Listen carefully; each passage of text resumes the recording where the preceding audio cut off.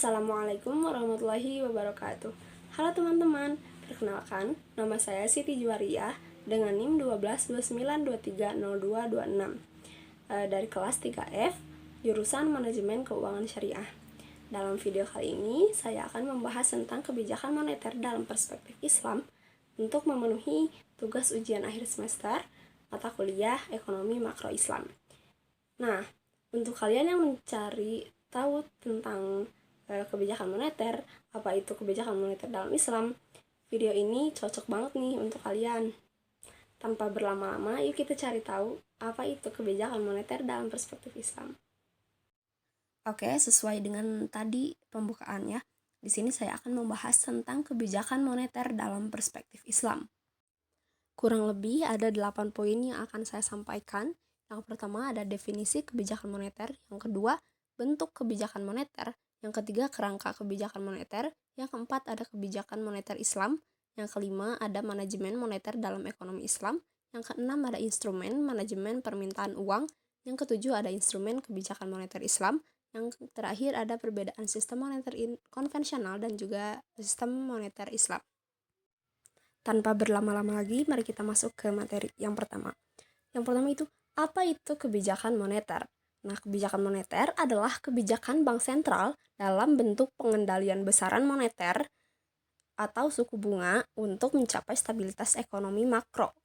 Nah, kebijakan moneter ini pada dasarnya memang bertujuan untuk mencapai keseimbangan internal dan keseimbangan eksternal, serta tercapainya tujuan ekonomi makro, yaitu menjaga stabilitas ekonomi yang dapat diukur dengan kesempatan kerja, kestabilan harga, serta neraca pembayaran internasional yang seimbang.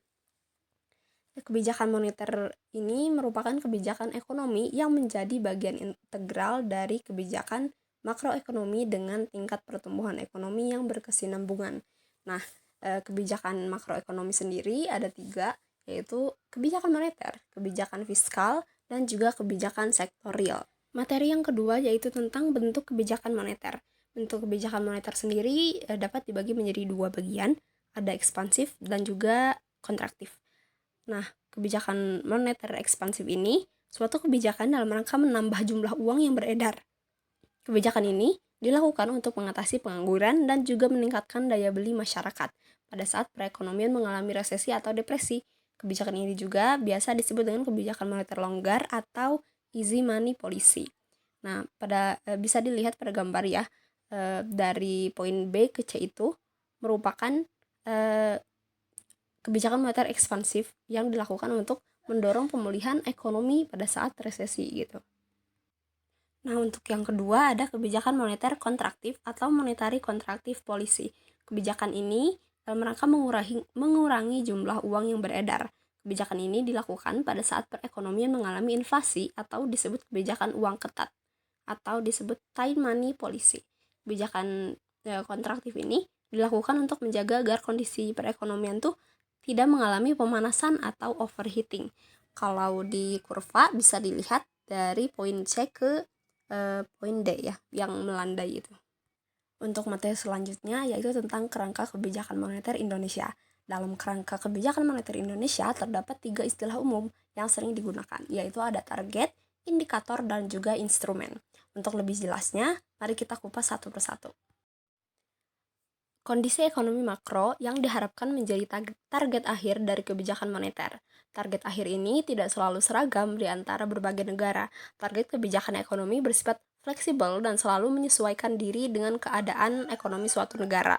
Namun demikian, ada 4 hal yang umumnya menjadi target utama dari kebijakan moneter, yaitu yang pertama, pertumbuhan dan distribusi pendapatan yang adil.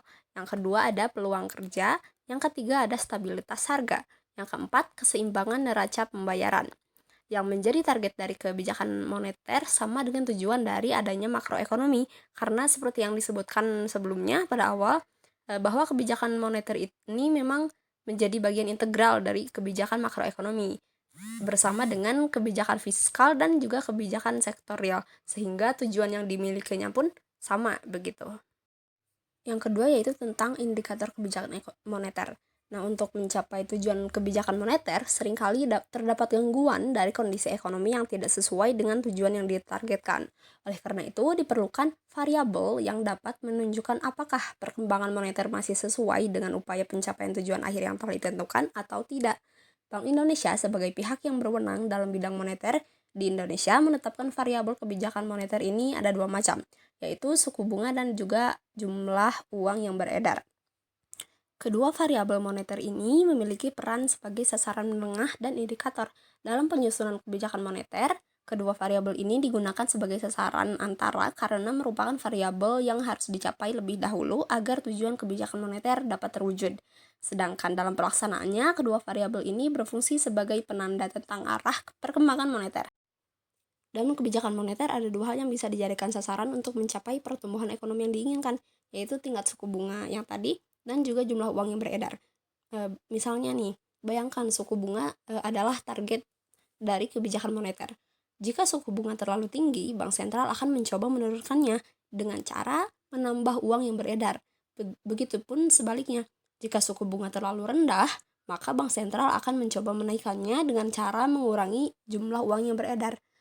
Kan tadi dibayangkan kalau suku bunga menjadi target dari kebijakan moneter. Nah, sekarang bayangkan jika jumlah uang yang beredar itu dijadikan sebagai target moneter, kebijakan moneter. Jika jumlah yang beredar terlalu banyak atau terlalu sedikit, bank sentral akan mengambil langkah-langkah untuk menyesuaikan agar sesuai dengan target yang ditetapkan.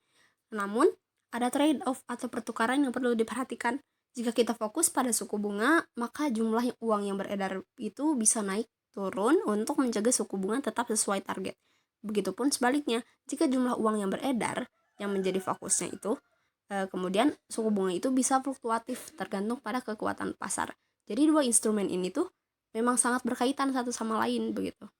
Selanjutnya kita masuk ke instrumen kebijakan moneter. Salah satu cara untuk mengawasi proses pencapaian target adalah dengan menggunakan variabel-variabel yang dikenal sebagai instrumen. Dalam menjalankan kebijakan moneter, bank sentral biasanya memanfaatkan berbagai piranti sebagai instrumen untuk mencapai target. Nah, di sini ada 4 ya. Yang pertama itu tentang operasi pasar terbuka atau open market operation. Kebijakannya melibatkan pembelian atau penjualan surat berharga atau obligasi di pasar terbuka. Jika bank sentral ingin meningkatkan suplai uang, maka bank sentral akan membeli obligasi. Sebaliknya, jika ingin mengurangi jumlah uang yang beredar, maka bank sentral akan menjual obligasi. Yang kedua yaitu penetapan cadangan wajib minimum atau reserve requirement. Ini merupakan jumlah likuiditas minimum yang wajib dimiliki oleh bank komersial atau bank umum. Bank sentral biasanya menetapkan angka rasio wajib antara uang tunai dengan kewajiban giral bank yang sering disebut rasio cadangan minimum legal. Jika bank sentral menurunkan angka tersebut, maka dengan uang tunai yang sama, bank dapat menghasilkan uang dengan jumlah yang lebih besar dari sebelumnya. Selanjutnya yaitu penetapan tingkat diskon atau discount rate. Bank sentral itu tempat di mana bank-bank umum atau komersial bisa mendapatkan uang jika mereka membutuhkannya.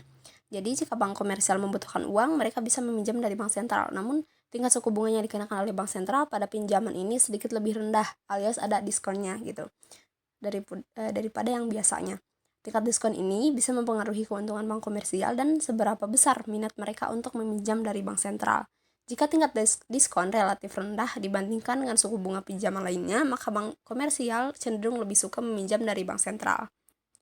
Selanjutnya yaitu moral suasion atau kebijakan bank sentral yang bersifat persuasif berupa anjuran atau dorongan moral kepada bank. Cara kerja moral suasion ini mirip dengan memberikan saran atau anjuran kepada bank untuk mengikuti arah atau kebijakan tertentu demi kepentingan bersama.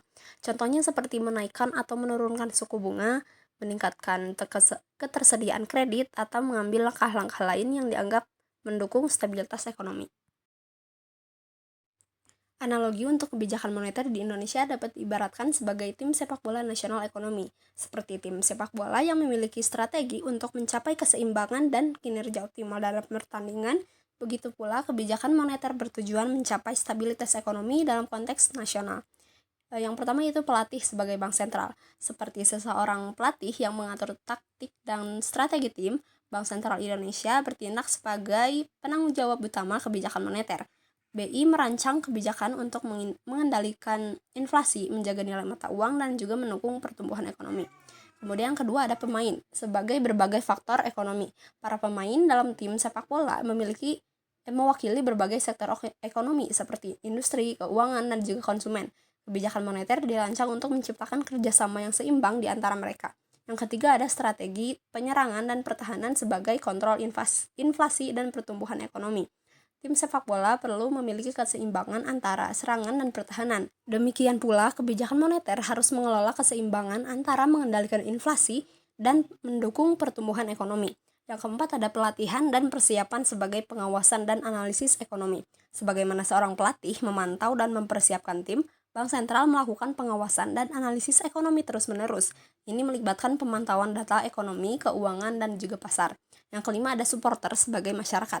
Supporter yang mendukung tim sepak bola dapat diibaratkan sebagai masyarakat. Kebijakan moneter yang efektif dapat diharapkan mendapatkan dukungan dari masyarakat, menciptakan kepercayaan dan stabilitas. Yang terakhir ada skor pertandingan sebagai kinerja ekonomi. Seperti hasil pertandingan mencerminkan kinerja tim, kebijakan moneter dapat dilihat dari indikator ekonomi seperti pertumbuhan GDP, tingkat inflasi, dan stabilitas mata uang. Dengan analogi ini, kompleksitas kebijakan moneter dapat dipahami oleh masyarakat umum dan pentingnya kerjasama antara sektor ekonomi yang berbeda menjadi lebih jelas. Selanjutnya kita memasuki materi tentang kebijakan moneter Islam. Sesuai dengan asal kata moneter itu sendiri, yaitu monetari atau keuangan, maka dari itu sebelum mengetahui sistem moneter, kita harus lebih dulu memahami konsep uang dalam Islam. Uang berperan sebagai satuan nilai yang memudahkan kegiatan transaksi dalam perekonomian. Dalam hal ini, Al-Ghazali berpendapat bahwa uang itu ibarat cermin yang berfungsi sebagai ukuran nilai yang dapat merefleksikan harga suatu barang maupun jasa. Pada dasarnya, Islam memandang uang hanya sebagai alat tukar, bukan sesuatu yang dapat diperdagangkan atau komoditas. Ibnu Taimiyah mengatakan bahwa uang adalah standar nilai dan merupakan alat tukar. Selain itu, uang tidak pernah dimaksudkan untuk dikonsumsi. Pada zaman Rasulullah, sistem moneter menggunakan bimetalik standar, yaitu dengan emas dan perak dalam bentuk dinar dan dirham, sebagai alat pembayaran yang sah. Nilai tukar emas dan perak pada masa ini relatif stabil dengan nilai kurs dinar dirham 1/10. Tujuan dari kebijakan moneter dalam Islam berfokus pada pemeliharaan perputaran sumber daya ekonomi. Perputaran uang dalam Islam dapat dilakukan pada kegiatan seperti produksi, bisnis bagi hasil apabila tidak dapat memproduksikan hartanya, maupun dengan meminjamkan uang. Selanjutnya, kebijakan moneter dan bank sentral pada masa Islam klasik. Pada masa Islam awal telah dikenal sebuah lembaga yaitu Baitul Mal yang berperan serupa dengan bank sentral yang kita kenal pada masa kini. Konsep Baitul Mal mendasar kepada suatu keyakinan dasar ajaran Islam bahwa Allah Subhanahu wa taala adalah pemilik mutlak alam raya ini, sementara manusia hanyalah amanah untuk memanfaatkan alam semesta ini. Negara kekhalifahan dibentuk untuk mengemban amanah ajaran-ajaran Allah, termasuk di dalamnya menjaga kesejahteraan dan mengatur hak milik masyarakat atas harta benda. Dalam rangka menjalankan fungsi inilah kemudian dibentuk Baitul Mal yang terdiri dari 3 macam institusi, yaitu ada Baitul Mal Al-Khas, Baitul Mal, kemudian ada Baitul Mal Al-Muslimin. Baitul Mal Al-Khas merupakan institusi pembendaharaan negara yang khusus berfungsi mengelola dana penyelenggaraan pemerintah seperti pengeluaran pribadi khalifah, perawatan fasilitas kekhalifahan, serta pengeluaran khusus lainnya. Sedangkan Baitul Mal merupakan bank bagi negara Islam. Tugas lembaga ini memang masih sederhana, tetapi menjalankan fungsi-fungsi dasar bank sentral sebagaimana dalam perekonomian modern, kecuali dalam 3 hal: penerbitan mata uang, pengadaan pembiayaan, dan juga pengawasan suku bunga. Fungsi penerbitan mata uang tidak dilakukan karena pada bangsa itu, masyarakat muslim menggunakan mata uang yang diterbitkan oleh negara lain, yaitu dinar Romawi dan juga dirham Persia. Baitul Mal juga tidak menyalurkan pembiayaan kepada masyarakat meskipun pada waktu itu perdagangan dan kegiatan usaha relatif cukup maju. Masyarakat Islam dan dalam meningkatkan usahanya terbiasa memanfaatkan modal dari pihak lain, tetapi mekanismenya bukan melalui pinjam-meminjam, melainkan melalui kerjasama permodalan atau syirkah. Praktek seperti ini cukup menyebar luas di kalangan kaum muslimin Madinah, tetapi tidak dilakukan oleh Baitul Mal. Pengawasan terhadap suku bunga, sebagaimana bank sentral modern, tentu saja tidak dilakukan karena Islam melarang praktek pembungaan uang. Sementara itu, Baitul Mal Al-Muslimin merupakan lembaga perbendaharaan dalam arti yang lebih luas, yaitu perbendaharaan bagi seluruh kaum muslimin dan masyarakat umum, yang memiliki fungsi untuk mengumpulkan dan menyalurkan dana bagi kepentingan umum. Misalnya, menyediakan pekerjaan umum, perbaikan jalan dan jembatan, peningkatan kesejahteraan bagi fakir miskin, serta fungsi publik lainnya, sehingga sejarah telah membuktikan bahwa upaya peningkatan kesejahteraan tidak hanya menyangkut masyarakat muslim saja, karena pada waktu Rasulullah atau para Khalifahur Rasyidin sangat heterogen. Mereka semua mendapatkan perlindungan dan kesejahteraan dari pemerintah Islam. Materi selanjutnya yaitu tentang manajemen moneter dalam ekonomi Islam. Dilihat dari segi peranannya dalam menciptakan uang beredar, terdapat 3 kelompok pelaku utama dalam pasar uang, yaitu otoritas moneter, lembaga finansial, dan juga masyarakat. Yang pertama yaitu otoritas moneter atau bank sentral dan pemerintah. Otoritas moneter mempunyai peran utama sebagai sumber awal dari terciptanya uang beredar. Kelompok pelaku ini merupakan sumber penawaran uang kartal untuk memenuhi permintaan akan uang tersebut dari masyarakat, dan sumber penawaran uang yang dibutuhkan oleh lembaga-lembaga keuangan atau cadangan bank atau bank reserves. Uang kartal dan cadangan bank merupakan sumber atau benih bagi terciptanya semua unsur dari uang beredar, dan keduanya sama-sama disebut sebagai uang inti atau uang primer. Oleh karena itu, dalam ekonomi Islam, bank sentral sebagai lembaga yang dipercaya mengelola persediaan uang akan menentukan program tahunan pertumbuhan persediaan uang yang diharapkan sesuai dengan tujuan ekonomi nasional. Sistem operasional yang dipakai dalam mendistribusikan uang beredar tetap harus bebas bunga. Salah satu skema yang bisa digunakan adalah bank sentral akan membuka rekening investasi di bank-bank anggotanya sebagai deposito mudorobah. Selanjutnya yaitu ada lembaga keuangan bank dan non-bank. Lembaga keuangan yang terdiri dari bank-bank dan lembaga keuangan lain yang tidak berstatus bank, semisal lembaga investasi, perusahaan asuransi, dan juga kantor pos dan giro. Peran utamanya adalah sebagai sumber penawaran uang giral, deposito berjangka, simpanan tabungan, dan aktiva-aktiva keuangan lain yang diminta oleh masyarakat. Otoritas moneter bersama-sama dengan lembaga keuangan merupakan apa yang disebut dengan sistem moneter. Jadi sistem moneter adalah supplier seluruh kebutuhan uang bagi masyarakat. Otoritas moneter menyediakan uang primer langsung kepada masyarakat, sedangkan lembaga keuangan menyediakan uang sekunder atau penawaran uang giral, deposito berjangka tadi, kemudian simpanan tabungan dan aktiva keuangan lainnya kepada masyarakat, di mana uang sekunder ini diciptakan oleh bank atas dasar uang primer yang dipegang bank. Dalam sistem Islam tentu saja bukan bank konvensional, tetapi bank dan lembaga keuangan yang berbasis syariah. Pelaku ketiga yaitu masyarakat atau rumah tangga dan juga perusahaan. Masyarakat adalah konsumen akhir dari uang tercipta, di mana mereka menggunakannya untuk memperlancar kegiatan-kegiatan produksi, konsumsi, dan juga pertukaran. Manajemen permintaan dalam Islam adalah manajemen moneter yang efisien dan adil, tidak berdasarkan mekanisme suku bunga, tetapi menggunakan 3 instrumen utama sebagai berikut. Yang pertama yaitu value judgment, yang dapat menciptakan suasana yang memungkinkan bagi alokasi dan distribusi sumber daya keuangan sesuai dengan ajaran Islam.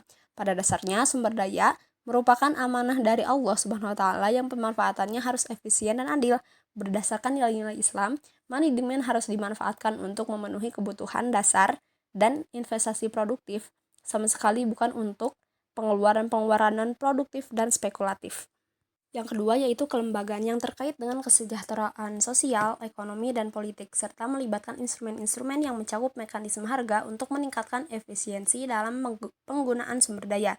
Mekanisme harga bertujuan untuk menjaga keseimbangan antara penawaran dan permintaan barang serta jasa, sehingga semua pelaku ekonomi berada dalam posisi yang adil. Penting untuk diingat bahwa mekanisme harga bukanlah tindakan yang secara otomatis menjamin pencapaian tujuan ekonomi suatu negara, namun dengan penyertakan nilai-nilai Islam dan mekanisme harga dapat menjadi sarana yang memudahkan pencapaian tujuan tersebut. Dengan demikian, mekanisme harga yang diatur dengan prinsip-prinsip Islam dapat membantu menciptakan kondisi yang lebih sesuai dengan nilai-nilai sosial dan ekonomi yang diinginkan. Yang ketiga yaitu mekanisme lembaga perantara keuangan yang beroperasi berdasarkan sistem bagi hasil atau profit and loss sharing. Dalam sistem ekonomi Islam, permintaan uang dialokasikan hanya untuk proyek-proyek yang bermanfaat dan kepada debitur yang mampu mengelola proyek secara efisien. Dengan demikian, sistem ekonomi Islam dengan fokus pada equity sharing cenderung lebih kondusif dalam menciptakan stabilitas perekonomian dibandingkan dengan sistem yang berdasarkan pinjaman. Sistem ini tidak hanya meminimalkan ketidakstabilan permintaan agregat, tetapi juga mempengaruhi berbagai komponen permintaan uang, meningkatkan efisiensi dan pemerataan penggunaan dana. Dengan money demand yang lebih stabil, akan tercipta tingkat stabilitas lebih baik bagi laju perputaran uang. Selanjutnya, materi instrumen kebijakan moneter Islam. Instrumen kebijakan moneter Islam dapat dikategorikan ke dalam dua kelompok besar. Yang pertama, kontrol kuantitatif pada penyaluran pembiayaan, dan kedua, merealisasikan tujuan sosioekonomi. Nah, yang pertama, kontrol kuantitatif pada penyaluran pembiayaan. Nah, di sini ada 6 instrumen nih. Yang pertama, Stationary Reserve Requirement atau persyaratan cadangan wajib. Instrumen penting dalam ekonomi Islam karena tidak ada discount rate dan operasi pasar terbuka. Bank diwajibkan menempatkan sebagian dana dari rekening tabungan berjangka pada bank sentral sebagai cadangan wajib. Ini tuh penting untuk diawasi oleh bank yang efektif. Yang kedua, ada credit ceiling atau batas nilai pembiayaan. Menetapkan batas nilai tertinggi pembiayaan untuk memastikan penciptaan total pembiayaan sesuai dengan target moneter, melengkapi persyaratan cadangan untuk mengendalikan high power money, menanggulangi potensi ekspansi pembiayaan yang melampaui target yang ditetapkan. Yang ketiga, ada demand deposit atau deposito berjangka. Pemerintahan memiliki wewenang untuk memindahkan deposito berjangka pemerintah antara bank sentral dan bank komersial. Fungsinya mirip dengan operasi pasar terbuka, memengaruhi bank komersial secara langsung. Yang keempat, ada common pool atau dana bersama, menyisihkan sebagian deposito dalam proporsi tertentu untuk mengatasi masalah likuiditas, mirip dengan fasilitas rediskonto pada bank sentral konvensional. Yang kelima, ada moral suasion atau pengaruh moral. Pendekatan personal, konsultasi, dan pertemuan antara bank sentral dan bank komersial untuk memantau dan mengidentifikasi masalah memfasilitasi pencapaian tujuan perbankan. Yang terakhir itu equity-based instrument. Instrumen berbasis ekuitas adalah instrumen yang didasarkan pada penyertaan modal. Penggunaan instrumen ini dianjurkan karena beberapa alasan. Yang pertama, pembelian dan penjualan saham perusahaan sektor publik tidak menimbulkan keberatan. Yang kedua, tidak memerlukan sekuritas pemerintah secara mendalam. Yang ketiga, variasi harga instrumen berbasis ekuitas yang dikeluarkan oleh bank sentral pada operasi pasar terbuka tidak memberikan keuntungan atau penalti kepada pemegang saham. Yang keempat, kemungkinan kenaikan harga saham yang dibeli oleh bank sentral dari pemegang saham dapat menimbulkan tindakan korupsi, terutama jika secara fundamental pemegang saham tidak menyetujuinya. Yang kedua, merealisasikan tujuan sosioekonomi. Yang pertama itu treating the created money as fai, atau menganggap uang yang diciptakan sebagai fai. Uang yang diciptakan oleh bank sentral dianggap sebagai fai atau pajak. Dana digunakan untuk membiayai proyek-proyek yang meningkatkan kondisi sosial ekonomi masyarakat miskin dan mengurangi ketidaksetaraan. Yang kedua yaitu goal-oriented allocation of credit atau alokasi pembiayaan berorientasi pada tujuan. Alokasi pembiayaan berdasarkan tujuan pemanfaatan untuk memberikan manfaat maksimal bagi semua pelaku bisnis. Kendala terjadi karena dana dari perbankan umum lebih condong ke pengusaha besar dan usaha kecil kesulitan mendapatkan pembiayaan. Diperlukan skema penjaminan untuk usaha produktif yang sesuai dengan nilai-nilai Islam.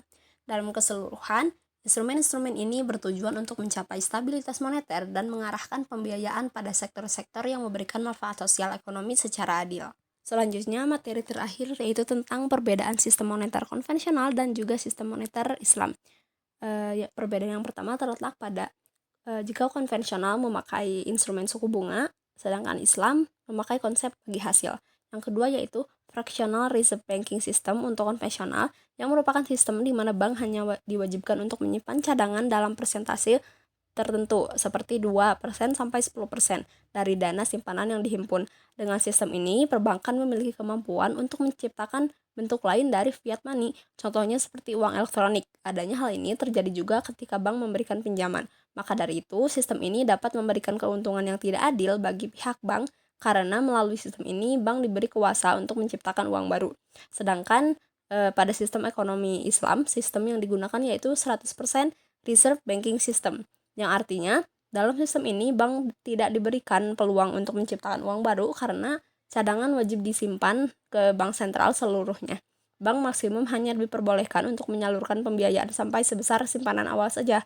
Hal ini menyebabkan tidak adanya daya beli baru yang diciptakan, maka tidak akan memunculkan ketidakadilan serta unsur yang berkaitan dengan riba.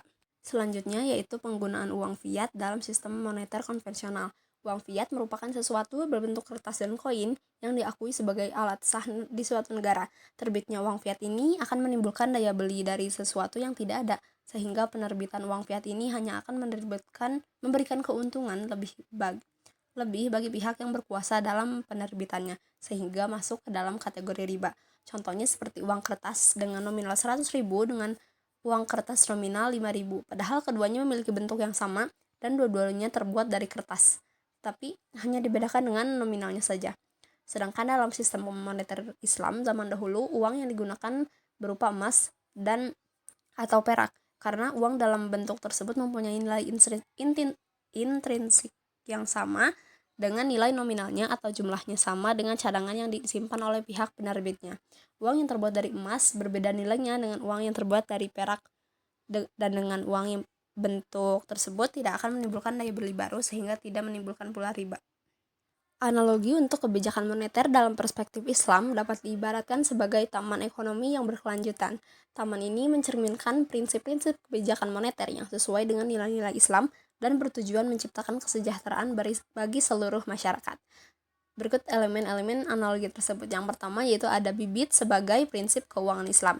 Sebagaimana bibit menjadi dasar pertumbuhan taman, prinsip-prinsip keuangan Islam seperti larangan riba dan keadilan ekonomi menjadi dasar kebijakan moneter yang menciptakan pertumbuhan ekonomi yang seimbang. Yang kedua yaitu ada air sebagai modal ekonomi. Seperti air yang menyuburkan taman, modal ekonomi dalam kebijakan moneter Islam termasuk permodalan syariah dan investasi yang adil. Air ini melambangkan sirkulasi keuangan yang adil dan berkelanjutan. Yang ketiga ada pohon sebagai keberlanjutan dan distribusi kekayaan. Pohon-pohon yang tumbuh di taman mewakili distribusi kekayaan yang adil di masyarakat. Kebijakan moneter Islam bertujuan untuk menciptakan pohon-pohon ekonomi yang kokoh, memberikan manfaat kepada semua lapisan masyarakat. Yang keempat ada sinar matahari sebagai keadilan ekonomi. Seperti sinar matahari yang merata, kebijakan moneter Islam berusaha menciptakan keadilan ekonomi. Prinsip-prinsip ini memberikan kehangatan dan manfaat kepada semua bagian taman ekonomi. Yang kelima ada pengawas sebagai lembaga keuangan syariah. Sebagaimana taman memerlukan pengawas untuk menjaga kelestariannya, lembaga keuangan syariah berperan sebagai pengawas kebijakan moneter Islam. Mereka memastikan agar prinsip-prinsip syariah diikuti dengan ketat. Yang keenam ada buah sebagai hasil kebijakan moneter. Buah-buah yang tumbuh di pohon mencerminkan hasil kebijakan moneter yang baik. Buah-buah ini melambangkan kesejahteraan ekonomi, lapangan pekerjaan, dan juga keseimbangan dalam pertumbuhan ekonomi. Analogi ini dapat membantu pemahaman tentang bagaimana kebijakan moneter dalam perspektif Islam dirancang untuk menciptakan ekosistem ekonomi yang berkelanjutan, adil, dan juga memberikan manfaat kepada seluruh masyarakat. Cukup sekian dan terima kasih. Terima kasih telah menyimak. Semoga perjalanan kita tadi dapat memberikan kalian wawasan yang berharga tentang kebijakan moneter dalam perspektif Islam. Mari bersama-sama menciptakan pemahaman yang lebih mendalam tentang bagaimana kebijakan moneter dapat menjadi instrumen positif dalam mewujudkan kesejahteraan bersama. Video saya dicukupkan sekian, kurangnya mohon dimaafkan. Wassalamualaikum warahmatullahi wabarakatuh. Sampai jumpa di lain waktu.